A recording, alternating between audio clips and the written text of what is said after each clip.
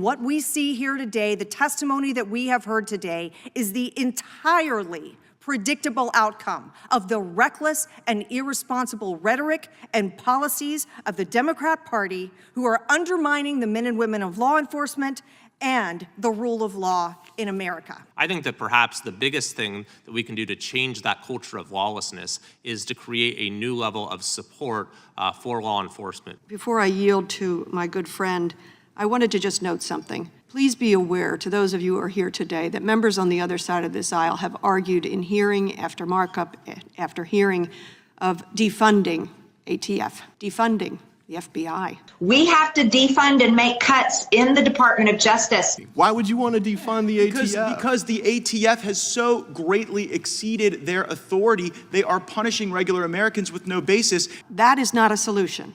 That's actually contributing to the problem. Thank you all for your testimony. For those who are the victims of violent crime, I'm thinking particularly of your little boy.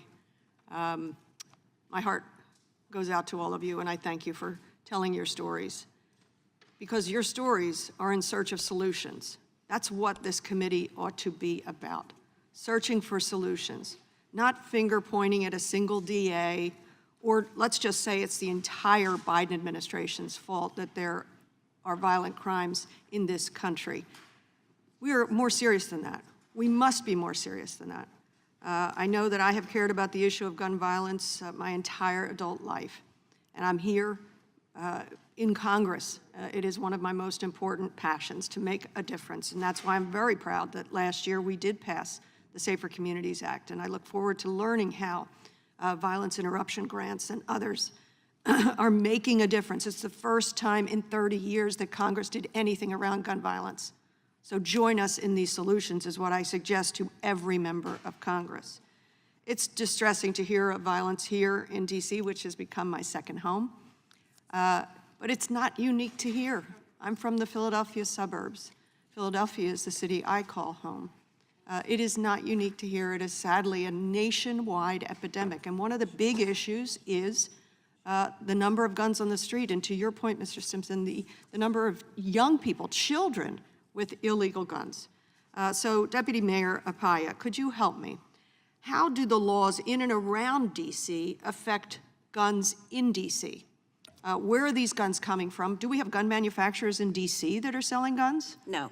Okay, where are the guns coming from? As I said, so our neighbors to the north in Maryland and to the south in what's the I-95 corridor of Virginia, North Carolina, South Carolina, and Georgia are the primary locations where illegal guns are coming in. So there is no question the district has strict gun laws, but those around us do have more lax gun laws, which have allowed the district to be flooded with unlawful guns from those locations. Exactly, flooded. And we are seeing that throughout this country, where guns are coming in from other jurisdictions with more lax gun laws. Smart on crime is more effective than tough on crime. I do want to challenge the suggestion. Yeah, Ms. Lee, I think, was saying, you know, we just need to be tougher, tougher, tougher. We saw that movie. That was 2.2 million people incarcerated from incarcerating people for everything. And that was marijuana on up. I do want to say, yes, we want to be tough on serious violent offenders. And after I left the U.S. Attorney's Office, I became the state's attorney in Prince George's County, which is the border of D.C.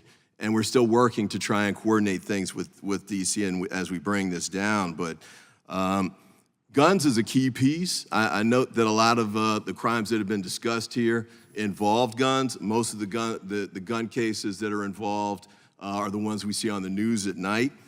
Ghost guns, for example, and Ms. Appiah talked about guns coming from out of state. I can't get any Republican co-sponsors for any of the legislation we propose to try and address some of these problems, including ghost guns, which I think everybody will agree is a problem. And they don't even have to go to Virginia to get a ghost gun. They can just email the request and have it mailed into the district. So I'm sorry I won't have a chance to discuss the policing issues and the sentencing issues, because I appreciate the work you all do, but there are major differences, I think, between the solutions you're offering today and the best approaches to addressing the crime problem. So I apologize for running over, and hopefully I'll have a chance to do more later on in the hearing.